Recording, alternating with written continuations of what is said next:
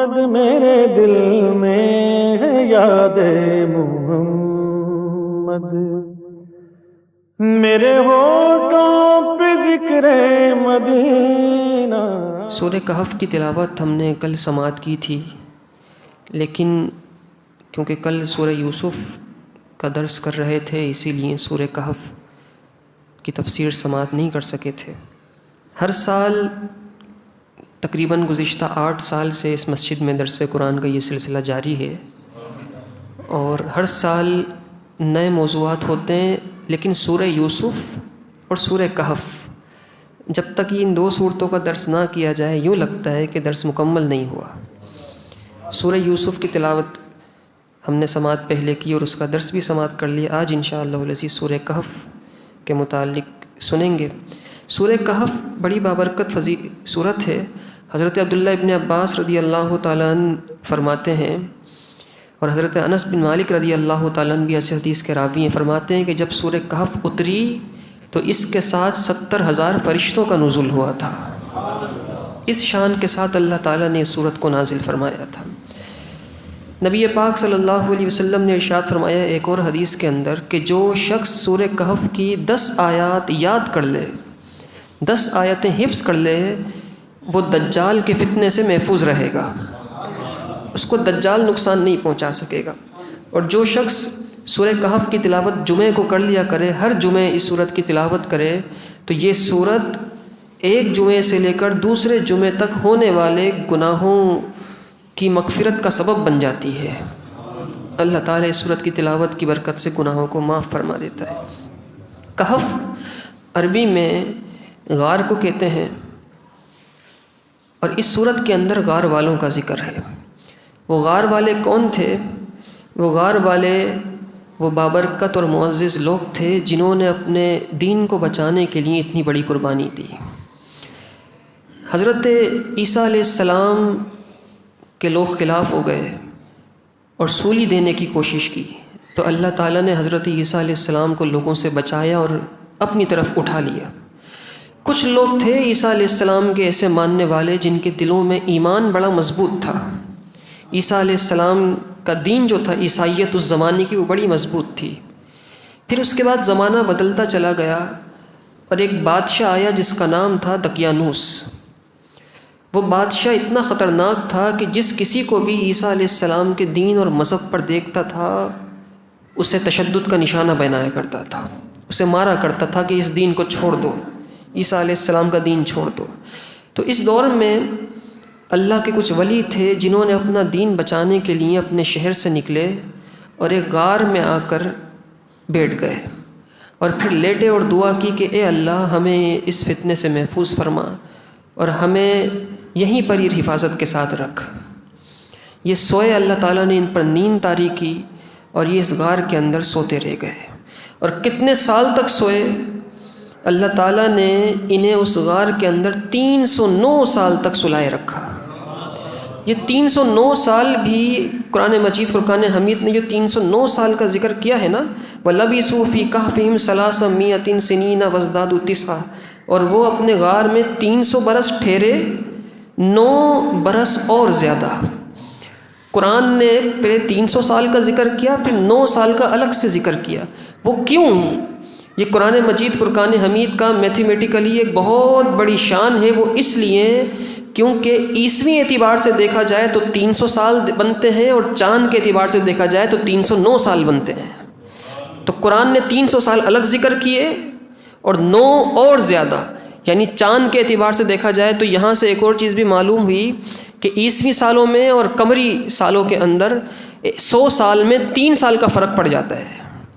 اگر قمری 103 سال ہوں تو عیسوی 100 سال ہوتے ہیں۔ تو اس طریقے سے وہ تقریباً 309 سال اس غار کے اندر ٹھہرے رہے۔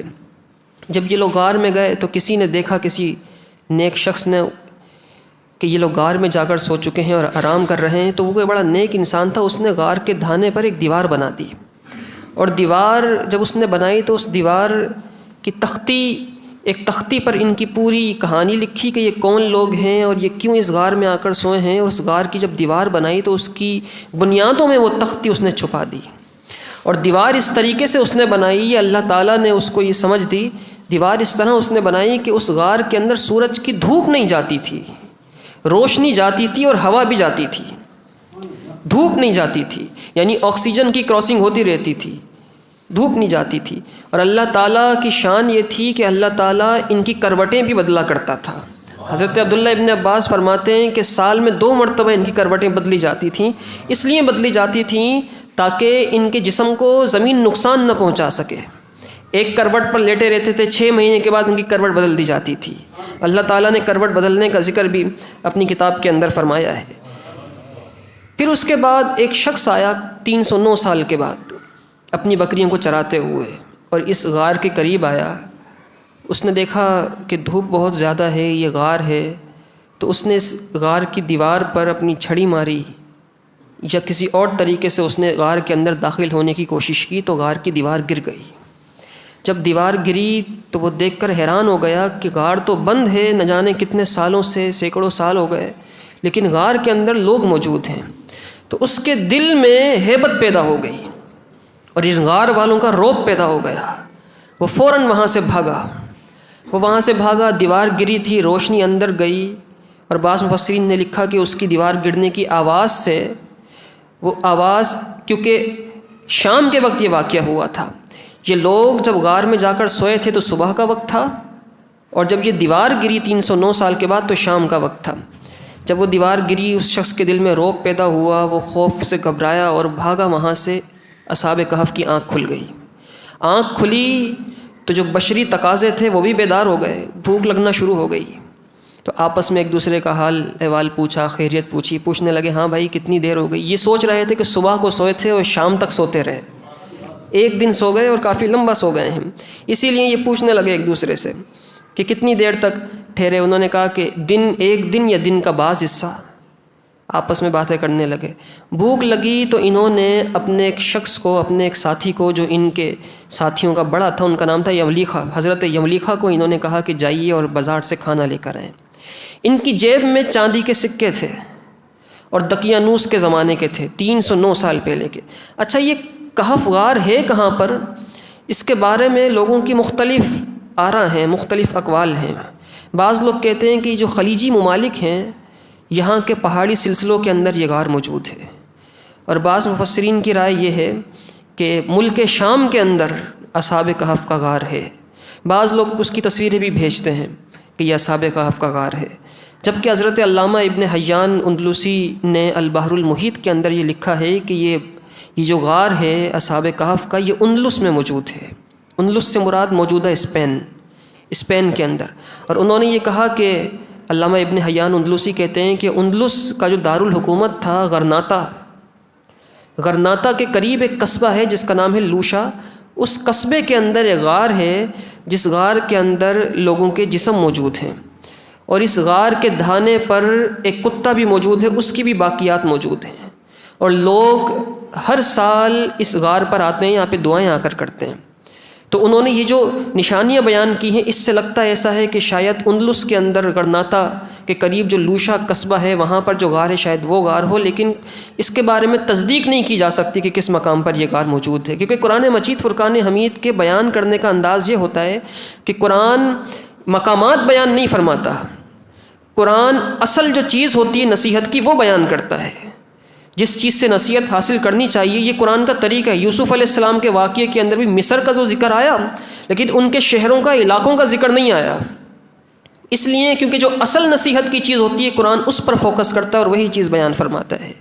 اب ان کو بھوک لگی، انہوں نے اپنے ایک ساتھی کو کہا کہ جائیے شہر سے سامان لے کر آئیں۔ ان کا ایک ساتھی شہر گیا، اور شہر جانے کے بعد روٹی والے کے پاس گیا، اس سے جا کر کھانا لیا۔ لینے کے بعد اس کو جب سکے دیے تو اس نے سکے دیکھے تو حیران رہ گیا۔ دقیانوس کی تصویر چھپی ہوئی تھی، چاندی کا سکہ تھا۔ اس نے کہا یہ تم کون ہو؟ تو اس نے کہا اپنا نام بتایا، میں یہ ہوں۔ اس نے کہا یہ سکہ تمہارے پاس کہاں سے آیا؟ تو حضرت یملیخہ نے کہا، جو اصحاب کہف میں سے کہنے لگے کل ہم نے ایک بکری بیچی تھی تو اس کے بدلے یہ پیسے ملے تھے، کل یہ بکری بیچی تھی پیسے ملے تھے، یہ تو اتنے سال پرانا سکہ ہے اور اس پر جو بادشاہ بنا ہے وہ تو کب کا ختم ہو گیا۔ اچھا ان 309 سالوں میں ایک ایسا بادشاہ آ چکا تھا اس وقت کہ جو عیسیٰ علیہ السلام کے دین پر مکمل عمل کیا کرتا تھا، دیندار بادشاہ آ چکا تھا، اس نے کہا یہ تمہارے پاس کہاں سے آیا؟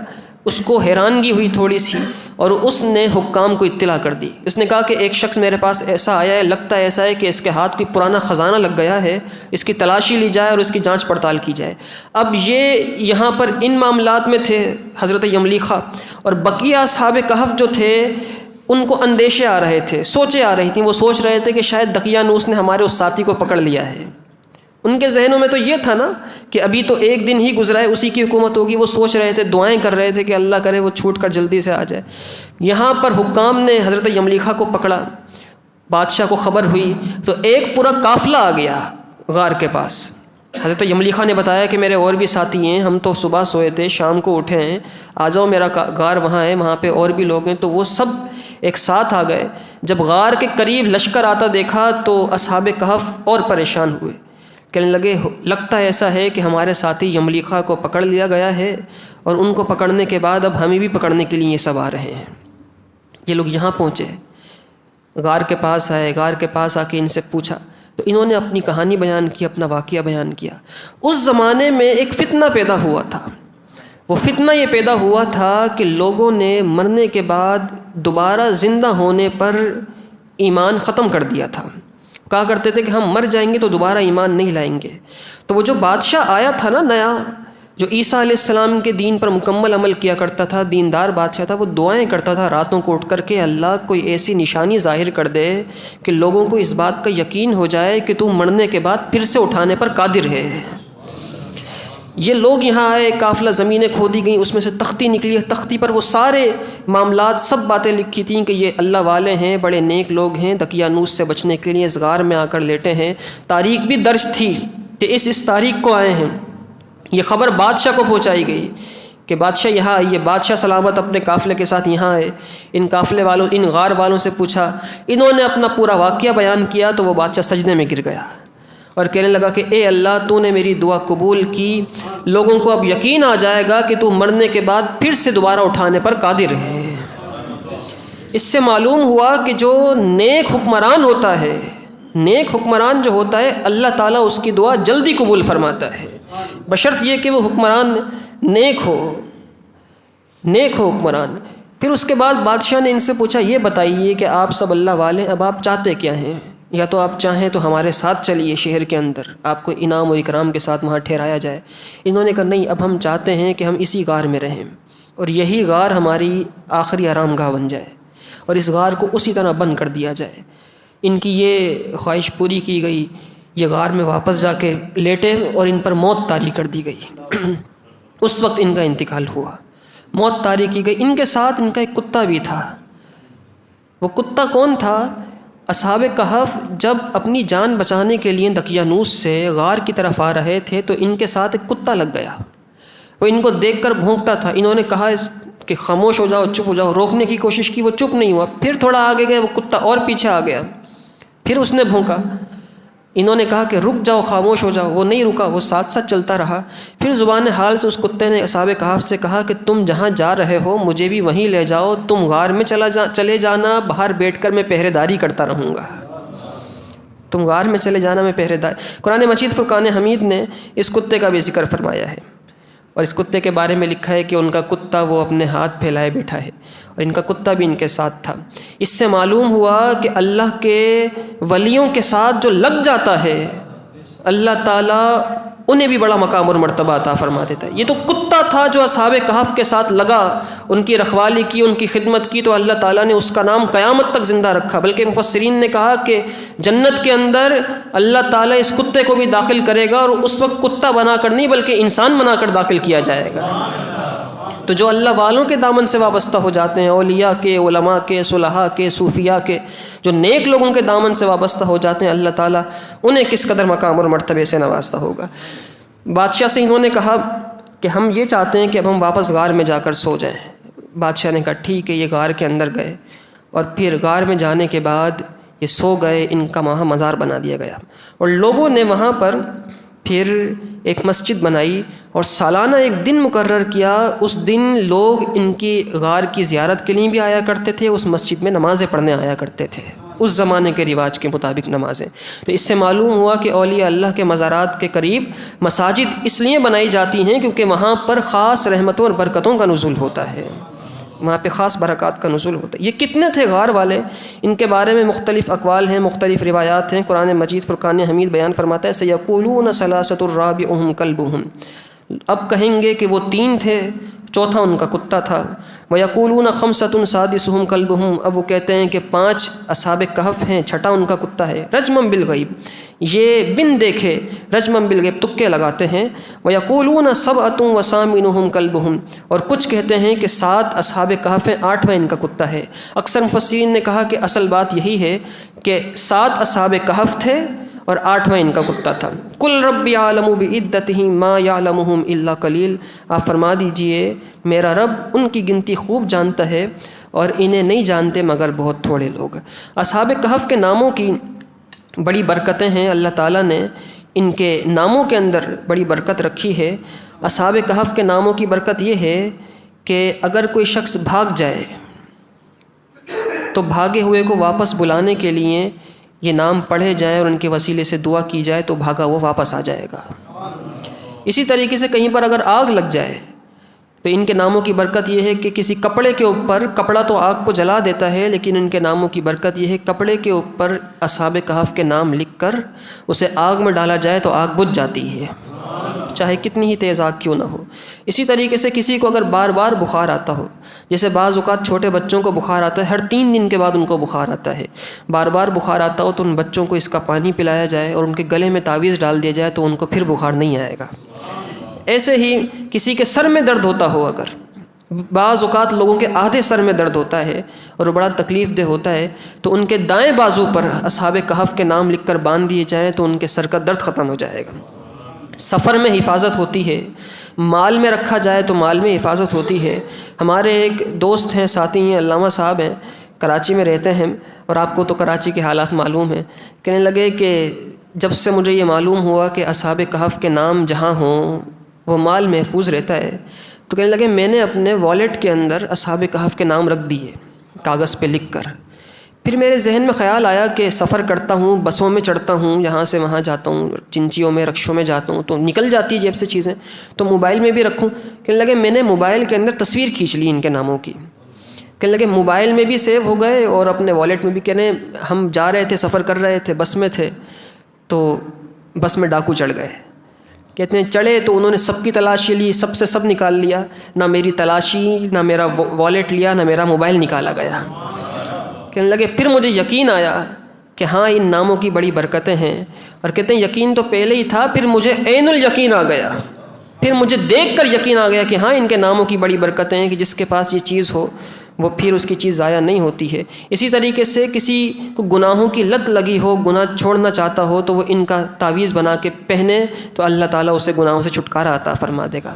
اصحاب کہف کے ناموں کی بڑی برکتیں، اللہ تعالیٰ ہمیں ان پاک لوگوں کے صدقے میں ظاہر و باطن کی پاکیزگی عطا فرمائے۔ کل درس قرآن کے بعد ہمارے شاہد بھائی فرمانے لگے کہ سورہ کہف کی جو آخری آیت ہے اس میں اللہ تعالیٰ نے ارشاد فرمایا قُلْ إِنَّمَا أَنَا بَشَرٌ مِثْلُكُمْ يُوحَىٰ إِلَيَّ أَنَّمَا إِلَٰهُكُمْ إِلَٰهٌ وَاحِدٌ، آپ فرما دیجئے میں ظاہری صورت میں تمہارے جیسا بشر ہوں، مجھ پر وحی کی جاتی ہے اور تمہارا معبود ایک معبود ہے۔ تو کہنے لگے کہ یہ جو رسول اللہ صلی اللہ علیہ وسلم نے فرمایا کہ میں تم جیسا بشر ہوں، اس آیت کے متعلق بتا دیجئے گا۔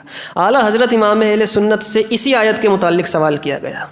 کسی نے اعلیٰ حضرت سے پوچھا کہ حضرت یہ بتائیے کہ قُلْ إِنَّمَا أَنَا بَشَرٌ مِثْلُكُمْ يُوحَىٰ إِلَيَّ، اللہ تعالیٰ نے قرآن پاک میں فرمایا کہ اے محبوب آپ فرما دیجئے میں تمہاری ہی مثل بشر ہوں، میری طرف وحی کی جاتی ہے۔ تو اس کے بارے میں کیا کہتے ہیں علماء کہ حضور نے اپنے آپ کو بشر کہا ہے۔ تو اعلیٰ حضرت امام اہل سنت نے فرمایا بڑا عجیب ہے، اس نے صرف یہ پڑھا انما انا بشر مثلکم، یہ نہیں پڑھا یوحا الیہ، یہ نہیں پڑھا یوحا الیہ، آپ نے فرمایا اس نے صرف اتنا پڑھا کہ میں بشر ہوں تمہاری مثل، اتنا ہی کہا جاتا ہے انما انا بشر مثلکم، فرمایا آگے نہیں پڑھتے یوحا الیہ، آگے یہ بھی تو فرمایا قرآن نے میری طرف وحی کی جاتی ہے، بتاؤ اگر حضور عام بشر ہوتے تو کیا کسی عام بشر پر وحی کی جاتی ہے؟ پھر اعلیٰ حضرت نے بہت بڑا جملہ لکھا، یہ بات سمجھنے کی ہے تھوڑی سی۔ ملک فرشتے کو کہتے ہیں اور اس کی جمع ہے ملائکہ، فرشتے۔ اعلیٰ حضرت امام اہل سنت نے فرمایا کہ انبیاء کرام کی بشریت جبریل امین کی ملکیت سے بھی اعلیٰ ہے، جبریل امین کی ملکیت سے بھی اعلیٰ ہے، ان کے فرشتے ہونے سے زیادہ اعلیٰ اور افضل انبیاء کی بشریت ہے۔ اور اسی لیے ہمارے علماء نے، بزرگان دین نے لکھا کہ عجیب لوگ ہیں جو یہ کہتے ہیں کہ حضور ہمارے جیسے بشر تھے، یہ تو پتھروں والی بات ہے، پتھروں سے سمجھ میں آ جاتی ہے۔ کہا جاتا ہے ان النبی بشر لا کالبشری کما ان الیاقوت حجر لا کالحجری، کہتے ہیں کہ نبی بشر ہیں، بشر کی طرح نہیں ہے، جیسے یاقوت پتھر تو ہوتا ہے، پتھروں کی طرح نہیں ہوتا۔ فرمایا جس کو پتھروں کی بھی سوجھ بوجھ ہو وہ بھی اس بات کو سمجھ جاتا ہے، یاقوت۔ اور پھر اعلیٰ حضرت امام علیہ سنت نے آگے ایک اور مثال دی، آپ نے فرمایا کہ یہ عجیب لوگ ہیں کہ جو حضور کو بار بار رٹ لگاتے ہیں، اپنے جیسا کہتے ہیں اور بشر کہتے ہیں۔ بات یہ ہے کہ نبی پاک صلی اللہ علیہ وسلم نے یہ جو فرمایا نا، قل انما انا بشر مثلکم، آپ فرما دیجئے میں تمہاری مثل بشر ہوں، حضور نے یہ بات صحابہ سے نہیں فرمائی تھی، حضور نے یہ بات کافروں سے فرمائی تھی کہ میں تمہاری مثل بشر ہوں۔ اس لیے کہ کہیں ایسا نہ ہو کہ جیسے پچھلی امتوں نے عیسیٰ علیہ السلام کے معجزات دیکھ کر انہیں رب مان لیا، رب کا بیٹا مان لیا، تو حضور کے معجزات، کبھی حضور چاند کے ٹکڑے کر رہے ہیں، کبھی چشمے جاری کر رہے ہیں، کبھی کسی کو چھڑی دی تو وہ تلوار بن گئی، کٹا ہوا ہاتھ جوڑ رہے ہیں، تاکہ لوگ یہ دیکھ کر یہ نہ سمجھ جائیں کہ کہیں یہ بھی رب ہیں یا رب کے بیٹے ہیں، تاکہ لوگوں کو انسیت ہو، قریب آئیں، دین قبول کریں۔ اسی لیے حضور نے کافروں سے فرمایا تھا میں تمہاری مثل بشر ہوں، اور صحابہ کرام علیہم رضوان سے حضور نے یہ فرمایا تھا لست کاحدکم انی ابیت عند ربی یطعمنی ویسقینی، صحابہ سے حضور نے فرمایا تھا مجھے اپنے جیسا مت سمجھنا، میں تم میں سے کسی کے جیسا بھی نہیں ہوں۔ پھر حضور نے فرمایا میں اپنے رب کے پاس رات گزارتا ہوں، وہی مجھے کھلاتا ہے، وہی مجھے پلاتا ہے۔ پھر اعلیٰ حضرت نے فرمایا کہ کافروں سے جو بات کہی تھی، گمراہوں سے جو بات کہی تھی، گمراہ آج تک وہی کہہ رہے ہیں، صحابہ سے جو بات کہی تھی، صحابہ کے ماننے والے آج بھی وہی کہتے جا رہے ہیں۔ صحابہ سے کہا لست کاحدکم، میں تم میں سے کسی کی مثل بھی نہیں ہوں۔